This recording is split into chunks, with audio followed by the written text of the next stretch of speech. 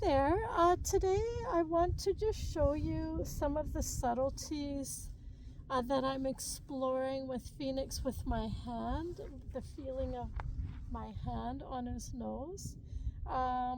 We're just sort of feeling with each other, sort of communicating through this feeling of me inviting him towards me, and I'll use the whip in my body language to invite him. So I'm keeping my hand on his nose, and then I'm super soft and light, so I'm barely touching it, and I'm inviting him to stretch towards me or even step towards me.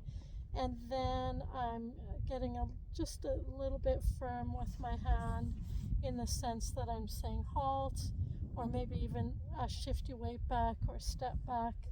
I want to make it as subtle as possible, so more about just weight shifting, stretching forward, and then coming back, but movement is fine too.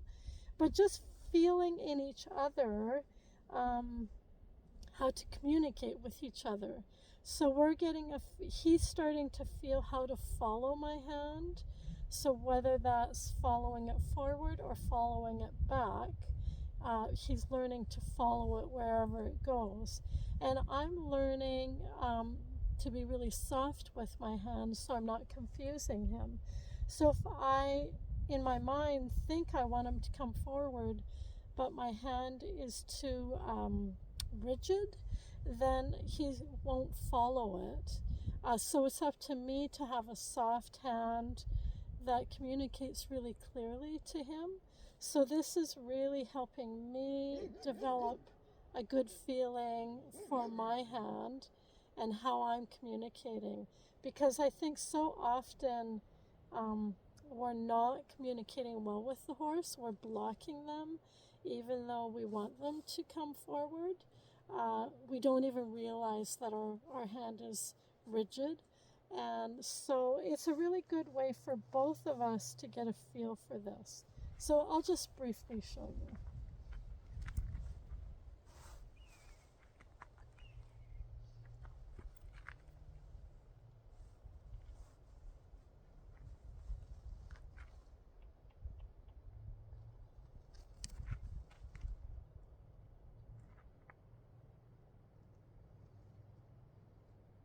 So he's kind of bracing right now, and I want him to give way to my hand. So I'm not pushing, I'm asking. Now he's releasing and he's getting softer. So the whip helps him good to understand to give way to my hand and be soft to my hand. And then I ask him to stretch forward and follow my hand. And he's confused right now, he's giving to it. There, now he's coming forward.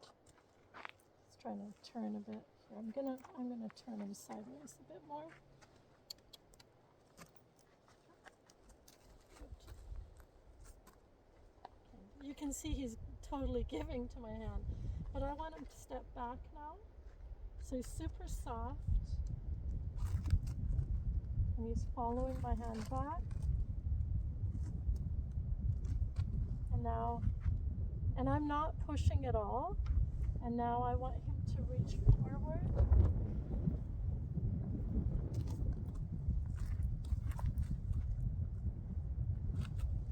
He keeps turning, so I know it's hard for you to see that.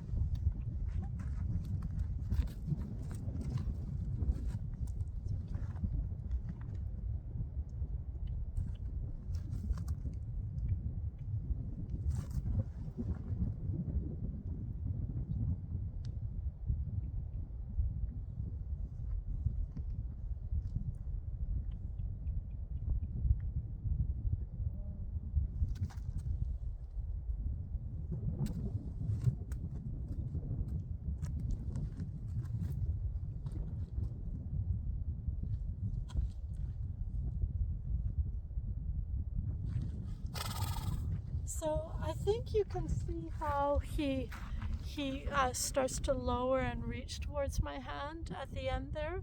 So this is something I'm feeling for, And there's a lot going on. It doesn't look like there is, but he was kind of falling on the inside shoulder and falling in rather than staying straight. And all of that affects how he feels in my hand and how I'm communicating with him. So if I can keep him square on his shoulders, then he's not going to lean in and then kind of lean on my hand. So sometimes taking him off that inside shoulder will also take him off my hand from leaning on my hand. So this is all just learning to communicate with each other, learning to feel each other.